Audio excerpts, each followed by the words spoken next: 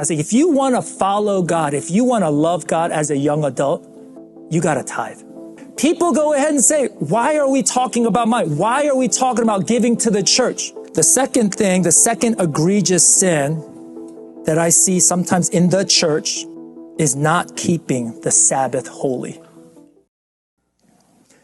I used to go ahead, prior to me coming here, I was in charge of my young adult group.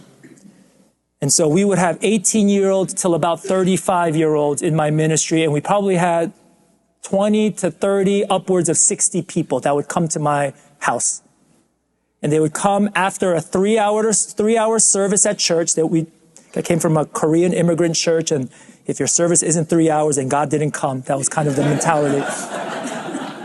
3 hours, they would go to lunch, then they would voluntarily come to my house. And they did this because they asked me, the leader said, Richard, we want to know how to follow God and love God. Will you teach me? Will you teach us? They would come to my house. We would meet for minimum 4 hours every Sunday. Minimum. We would worship. We'd pray for one another. We saw miracles happening. We saw miraculous things happening. Their eyes were opened. But do you know what's the first thing I taught them as young adults? I said, if you want to follow God, if you want to love God as a young adult, you got to tithe. Now, some of us, we might not know what that word tithe means, so I'm going to be very explicit and very simple here. Tithe in the Bible is defined as 10% of your wages. I once went to children's ministry. I had this lady come. She came with a box of donuts. She says, I have a box of donuts for the kids. Can I go and drop it off somewhere? I said, oh yeah, just leave it over there. And through our conversation, it became evident that she considered this box of donuts her tithe. I said, no. This can be a gift. This isn't your tithe. People go ahead and say, why are we talking about money? Why are we talking about giving to the church? I'm here to tell you, I'm not paid by the church. I'm paid by Montgomery County Public Schools for 23 years, okay? I'm here to tell you something about tithe. Tithe is God's ability, his blessing, his way of blessing his people by trusting in him. This is not prosperity gospel. This is Bible. It says that if we bring the entire tithe, you know what entire tithe means? This is what I used to say to my kid. This part, you can go ahead and believe it or didn't, but this is just what I taught them. I said, do you know what entire tithe means? It means 10% on the gross pay, not the net pay. It got quiet in here quick. That might be a little hard for you. You don't have to listen to that. But that's just my young adults. I said, you want to go ahead and receive God. It says here, bring the entire tithe. So in my family, when we raise our kids, I show them my paycheck. And I show them, this is how much goes in my bank account, but this is how much I was paid before FICA, Medicare, county taxes. This is the part that I put 10% to. People ask me, say, Richard, you have these stories, these miraculous things that happen in your life. What's the secret? Is the secret that I tithe the full amount? No. The secret is that I trusted God with all of my life. It's tough, guys.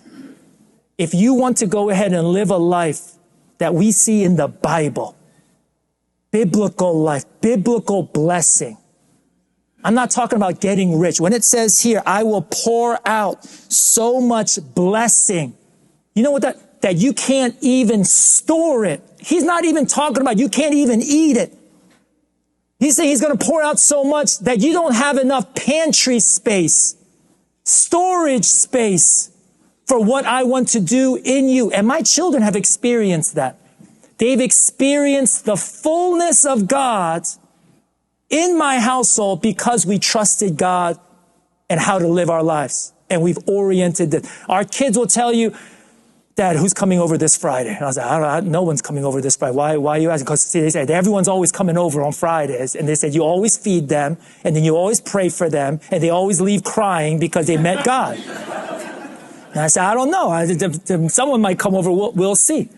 They've experienced what it looks like that our needs, everyday needs, are being met by God. Do you know that my children have never gone without a meal? Now, some of you will be like, well, ours too. But that's rare on the earth. Do you know that my children have never gone a day without a warm bed to sleep in? You say, oh, me too. But that's rare. Do you know that my children have seen cancer be healed? Healing taking place in our household. We have unbelievable stories of God filling us with his blessing. I think prosperity gospel says, oh, we'll be rich if we, no. It doesn't say that. I think there's a part of that. He will go and take care of our provisions. He will take care of our needs. And he will bless us with everlasting joy. Bless us with everlasting healing, everlasting love in our house. Tithing is not an issue of money. It's not an issue of how much money you have. It's not an issue of how much money you have to go ahead and pay in bills. Tithing is an issue of your heart. Do you trust God? Do you believe him when he says what he says? And if we don't, it's an indicator that we're not meeting with God. To meet with him means you will trust him. The second egregious sin that I see sometimes in the church is not keeping the Sabbath holy. Now, I might be preaching to the choir because we're all here on a Sunday. So this is for other people who might be listening to our recording. You know, this is not for you, right? But we'll see.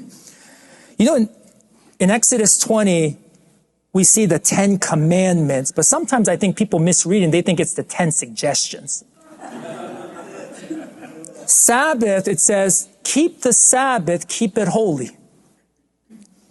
Sabbath was meant for us to rest. Do you know Sabbath, church, was meant for us to come to church, meet God, worship God, meant for us to spend time with the people of God, for us to encourage one another and be encouraged by one another. We're to value this place, value this time together. It's supposed to be supernatural, what happens in this place. But I see a lot of families give it up. I see sometimes parents who will go ahead and miss church because of work. I see some families who, it's baseball season. We got games on Sundays. We can't make it for the next 3 months. I got families who say it's the winter months, ski season. Every week, let's go to the ski slopes. Do you know in Mark chapter 2, Jesus says Sabbath was made for man and not man for Sabbath? Do you know what that means? Sabbath, as well as keeping Sabbath holy, as well as the other 10 commandments, wasn't a list of things that we were just supposed to do because God told us. It was a list of things that God told us to do because it will bless you. How much is your child's peace worth to you? How much is your child's faith in God worth to you? Are you willing to give up the blessing that God gave us in Sabbath so easily because there's a tournament? Now, I'm not trying to be legalistic here, and I know that sometimes we're sick and we miss Sunday, and I know sometimes we're going on a family vacation. I'm not talking about that. I'm talking about the recurring missing of Sabbath because you don't think it's really that important.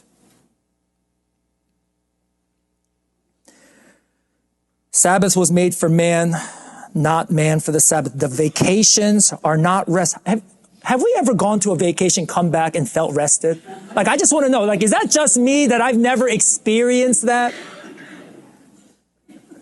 Spending time with God is rest. We know that if our physical bodies don't rest, we know disease creeps in. We know that in the medical community. I go to see my doctor. My doctor says, you should exercise, stop eating so many cheeseburgers, Richard, and you need to sleep. We know that in the medical community now. When we don't sleep, disease creeps in. When you don't rest, brokenness creeps in.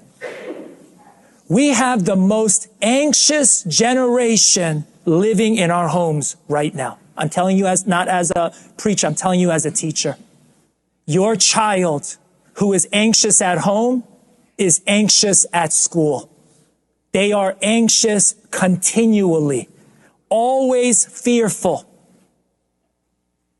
So Sabbath, I want to encourage you, I want to invite you on Sabbath. Come to church. Experience God. Send your kids to Pastor Ginny. I promise you it's a fun time. Afterwards, go out to lunch.